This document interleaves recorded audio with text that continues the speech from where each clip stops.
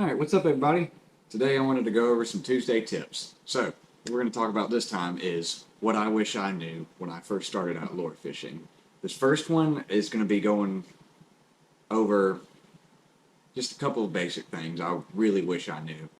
First off, we're going to discuss how you should be reeling in your lures. Now, a lot of people, when they first start off, don't know this. I sure didn't know this. I still see people who've been fishing quite a while don't seem to know this. But when you retrieve your lure, you want to retrieve it with the current. Now, why you would do that is because bait moves with the current. That's what a lot of your predatory fish rely on, is the bait getting moved with the current to them. They will actually stage themselves in areas where the current is coming to them. And they'll face into the current so their mouth is literally ready for that bait to come straight to them. So, if you're like going into a creek, you usually want it to be on the outgoing because the creek's going to be coming out as you're going in. Therefore, when you throw, you're going to be retrieving directly with that current. Now, secondly, I want to go over your basic lure colors. There are 5 basic lure colors that I really think everyone should have.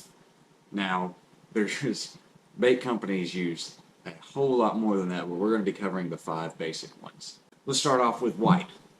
White is your basic bottom of the line lure color. Every lure company has a white lure, whether it has flake in it or not. Now, white is going to be used mainly in your clear to moderate clarity water. You can use it in murky water, but you usually want to have flake with it. But most of the time it is clear to moderate clarity water. Now I usually use the Slam Shady color from Salt Strong, and Seaman makes their Slam Shady color too. Let's get into pink. Pink is also another basic color, which you're really going to be using in tannic water, and you can sort of use it in murky water, but I prefer it in tannic dark water. It stands out a whole lot more, catches a lot more of the light in that tannic water. Let's go to our third color. Third color is going to be chartreuse. Chartreuse you're really going to use in murky water.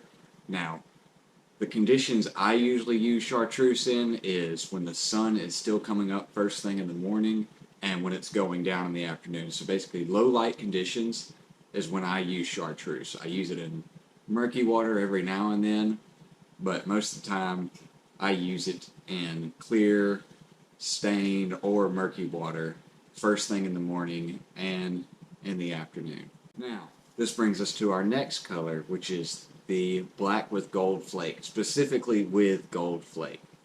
Now, you're going to be using this color in murky water. I'm talking chocolate milk water. Now, I use this color during the day in murky water, whereas chartreuse I use in the morning. But this works really well at standing out in the murky water during the day.